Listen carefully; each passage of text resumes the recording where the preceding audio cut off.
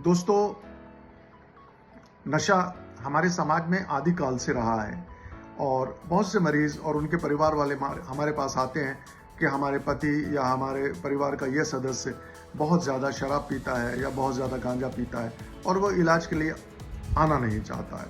देखिए, इसमें कोई शक नहीं है कि कोई भी नशा अगर लगातार लिया जाए और अगर नशे की तादाद बढ़ती जाए, मतलब पहले नशा कुछ कम लेते थे, वो अब ज़्यादा लेते हैं। पहले 24 घंटे में एक बार लेते थे, अब बार-बार लेते हैं। तो आप समझ लीजिए कि ये एक मानसिक रोग हो गया है।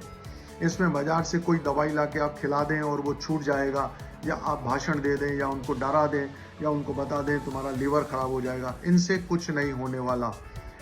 अगर होगा तो मानसिक चिकित्सक जो नशा मुक्ति विशेषज्ञ भी होते हैं, उनके पास लाने पर अगर बहुत तादाद में ले रहा है तो इससे ये मत समझिए कि धीमे धीमे छूटेगा। इन नशों को विज्ञान कहता है, हम लोग अपने अनुभव से कहते हैं, एकदम छोड़ना होता है। एकदम छोड़कर आपको कुछ दिन तक, मुश्किल से 10 दिन तक आपको कुछ विड्रॉवल सिम्टम होंगे। इस विड्रॉवल सिम्टम के लिए हम दवाइयाँ दे सकते हैं क्लिनिक से, और अगर आपको ज़्यादा ज़रूरत है तो कुछ दिन के लिए भर्ती करने की आवश्यकता होती है। और उसके बाद फिर आपका ट्रीटमेंट जो है वो मानसिक चिकित्सक के पास लगातार चल सकता है। कौन से कारण हैं कि जिनके कारण कई लोग बहुत ज़्यादा नशा करते हैं और नशा करने से रुकते नहीं? कुछ कारणों में जो हम काउंसलिंग में देखते हैं वो ये है कि घर के मेंबर्स जब वो नशा करके आते हैं उसके बाद अपने व्यवहार को बहुत गंदा, यानी इतनी टोका टिकाई, इतनी गाली गलौज, बहस करना, ये करना। व्यक्ति नशा करके आ चुका है, अब इस समय उसे ये सब चीज़ें नहीं समझ में आनी है कि आप कहेंगे कि आपका लीवर खराब हो जाएगा, आपकी जान को खतरा है, पैसा वेस्ट होता है। नहीं, उस समय अगर अच्छा व्यवहार करते हैं तो सुधरने की संभावना बढ़ जाती है।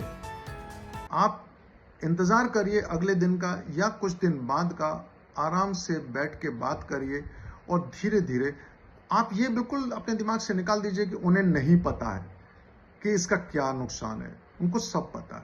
मैं पहले भी कह चुका हूं कि ये एक मानसिक रोग में तब्दील हो गया है अब, और अब ये हर हालत में इलाज मांगता है। अब बताइए, क्या आप साइकियाट्रिस्ट हैं जो आप इलाज कर रहे हैं? और अक्सर ये लोगों का कहना होता है, जिन लोगों ने छोड़ दिए। बहुत से लोग हैं, कुछ नशा मुक्ति केंद्रों से मेरा संपर्क था पहले, तो वहां पर कुछ लोग बार बार भर्ती हो जाते थे, तो उन्हें काउंसलिंग के लिए कई बार बोला जाता था लेकिन नहीं आते थे। जो लोग काउंसलिंग के लिए आए उनमें एक आश्चर्यजनक चीज दिखी कि सबके सब ने यह कहा कि हमारे घर के सदस्यों का स्वभाव अच्छा नहीं है। कुछ ने कहा हमारे पिता भी नशा करते हैं, हमारी माँ को मारते हैं, हमारे पिता और माता दोनों का स्वभाव बहुत गंदा है, मुझे भी मारते हैं। कुछ लोग हैं जिनके सप्रेस्ड इमोशंस अंदर रहते हैं, कुछ ऐसे भावनाएं, कुछ ऐसे अनुभव जो खराब हैं उन्हें महसूस हुए बचपन में, और कुछ लोग ऐसे हैं जो अपनी कुछ बीमारी या किसी कमी के कारण पी रहे हैं। ऐसे बहुत से लोग हमारे पास आते हैं जिनमें कुछ शारीरिक कमियां होती हैं, वो वैवाहिक तरीके से कुछ कमियां होती हैं या कुछ और कमियां होती है। इसको छुपाने के लिए भी वो नशा करते हैं। कई लोग जो है अपने दिमाग को शांत करने के लिए, यानी वो एंजाइटी से परेशान है, वो ओवर थिंकिंग से परेशान है, वो डिप्रेशन में है, इसको वो मास्क करने के लिए, इसे छुपाने के लिए कई बार वो नशे का सहारा लेते हैं।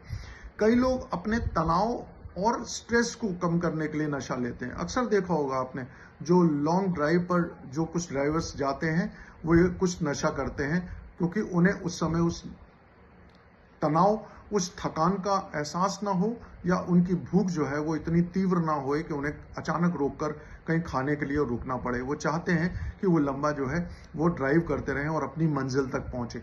तो ऐसे बहुत से कारण हो सकते हैं। कई लोग जो है वो नशा छोड़ने के लिए मोटिवेटेड होते हैं, ये वो तैयार हैं, और कुछ लोग जो हैं उन्हें तैयार करना होता है। तो तैयार करने के लिए परिवार के कुछ सदस्य ही उनसे बात करें, वो भी रोज का भाषण या रोज का टोकना नुकसान करता है, फायदा नहीं करता है। आप पहले चुन लें आप कितनी देर उनसे किस लहजे में और कौन सी बात करेंगे। और कुछ लोगों को किसी की बात सुनना बिल्कुल पसंद नहीं होता। कुछ लोगों में रिजेक्शन की सेंसिटिविटी होती है, मतलब वो नशा करके आए हैं और आप उनको उनकी कमियां गिना रहे हैं ये उनको फिर से आपने हार्म कर दिया या ट्रॉमा कर दिया। अब अगले दिन हो सकता है वो जिद में और पिए।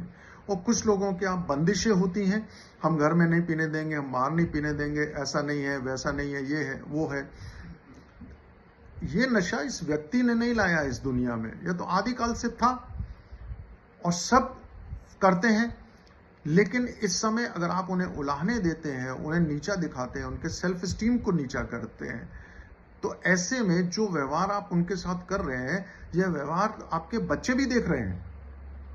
तो कल को क्या पता कि ये बच्चे भी नशा करने लग जाएं। और अगर नशा नहीं भी करते तो वो तो ये लेबल कर देंगे कि हमें घर में एक अच्छी पेरेंटिंग नहीं मिली, और बच्चे आपके अच्छा बनने से पहले ही बिगड़ भी सकते हैं। तो अपने व्यवहार को संयत रखिए, मतलब काम, कंपोज्ड एंड क्वाइट रखिए, और बोलने से पहले देखिए कि आपके शब्द कैसे हैं।